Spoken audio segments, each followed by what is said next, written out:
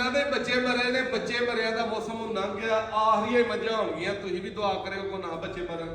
ਇਹ ਮੱਝ ਸੂਈ ਨੂੰ ਅੱਜ ਚੌਥਾ ਪੰਜਵਾਂ ਦਿਨ ਬਿਲਕੁਲ ਤਾਜ਼ੀ ਸੂਈ ਹੈ ਇਹ ਮੱਝ ਨੂੰ ਤਕਰੀਬਨ 8-9 ਦਿਨ ਹੋ ਗਏ ਨੇ ਉਹਨੂੰ ਵੀ 8-9 ਦਿਨ ਹੋਏ ਨੇ ਮੈਲਾ ਤਿੰਨਾਂ ਨੇ ਅੱਲਾ ਦੇ ਫਜ਼ਲ ਨਾਲ ਜਿਹੜਾ ਭਰਾ ਲਏਗਾ ਉਹਦੇ ਕੋਲ ਸੁੱਟਣਾ 10 ਤਰੀਕ ਤੀਜਾ ਮਹੀਨਾ 2026 ਇੱਧਰ ਲਿਆਓ ਪਹਿਲੇ ਨੰਬਰ ਤੇ ਖਾਣ ਚੜਾ ਵੇਖਣਾ ਤਸੱਲੀ ਦੇ ਨਾਲ 5 ਕਿਲਿਆਂ ਝੋਟੀ ਹੈ ਇਹਦੀ ਵੀਡੀਓ ਲਾਈ ਸੀ ਬੱਚੇ ਦੇ ਨਾਲ ਭਰਾਵਾਂ ਨੇ ਵੇਖੀ ਸੀ ਬੱਚਾ ਜਨਾਬ ਤੁਰ ਗਿਆ ਗੱਡੀ ਸਫ਼ਰ ਕਰਕੇ ਆਈ ਸੀ ਇਹਦੇ ਕੋਲ ਮੌਕੇ ਤੇ 2 ਮਿੰਟ ਪਹਾੜੇ ਤੇ ਵੇ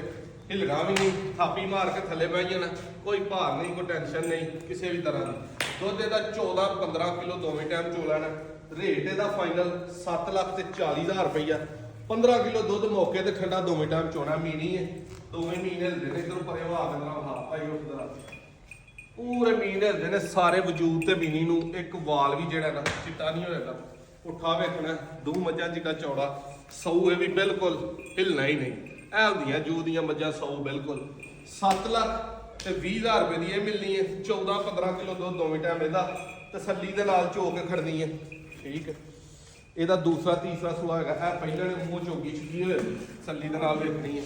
ਥਾਪੀ ਮਾਰ ਕੇ ਥੱਲੇ ਬਹਿਣਾ ਇਹਨੇ ਵੀ ਨਹੀਂ ਹਿੱਲਣਾ ਬਿਲਕੁਲ ਕਿਸੇ ਲਿਹਾਜ਼ ਦੇ ਨਾਲ ਵੀ ਇਹ ਝੋਟੀ ਜਿਹੜੇ ਭਾਈ ਨੂੰ ਪਸੰਦ ਹੋਏ ਪਹਿਲਾਂ ਕਰਕੇ ਇਹਦਾ 12-13 ਕਿਲੋ ਦੁੱਧ ਦੋਵੇਂ ਟਾਈਮ ਚੋਲਾ ਨਾ ਪਹਾੜੇ ਤੇ 6,70,000 670 720 740 ਉਹ ਝੋਟੀ ਦੇ ਨਿਆਰ ਉਮੀਦ ਬੜੇ ਕਮਾਲ ਦੇ ਚੱਲੇ ਦੀ ਤੇ ਕਮਾਲ ਦੇ ਥਾਣਾ ਵਾਲੀ ਝੋਟੀ ਹੈ ਦੁੱਧ 16 ਕਰ ਜੇਗੀ ਐਸੇ ਸੂਏ ਦਾ ਲੱਖ ਐਵਰੇਜ ਤੇ ਨੰਬਰ 0324 8182 000 0329 72 71 181 ਲੋਕੇਸ਼ਨ ਪੀਰੋ ਚੱਕ ਤਹਿਸੀਲ ਡਸਕਾ ਜ਼ਿਲ੍ਹਾ ਸਿਆਲਕੋਟ ਜਿਹੜੇ ਭਾਈ ਨੇ ਜਿਹੜੀ ਪਸੰਦ ਆਇਆ ਆ ਕੇ 2 ਮਿੰਟਾਂ ਦੁੱਧ ਚੋਵੋ ਪਹਾੜੇ ਤੇ ਚੋਵੋ ਫਿਰ ਖੜੋ ਬਾਕੀ ਜਿਹੜੇ ਆ ਭਰਾਵਾਂ ਨੂੰ ਬੱਚਿਆਂ ਵਾਲੀਆਂ ਦਾ ਸ਼ੌਕ ਹੈ ਤਗੜੀਆਂ ਲੈਣ ਦਾ ਸ਼ੌਕ ਹੈ ਉਹ ਬਾਹਰ ਲੈਣ ਵਾ 10 ਮੱਝਾਂ ਬਾਹਰ ਖਲੋਤੀਆਂ ਇੱਧਰ ਲੈਣ ਵਾ 25 ਕਿਲੋ ਵਾਲੀਆਂ 20 ਕਿਲੋ ਵਾਲੀਆਂ ਬੈਠੀਆਂ ਬੱਚਿਆਂ ਵਾਲੀਆਂ ਵੀ ਮਿਲਣਗੀਆਂ 3 ਹੀ ਅੱਲਾ ਦੇ ਫਜ਼ਲ ਨਾਲ ਰਹਿ ਗਈਆਂ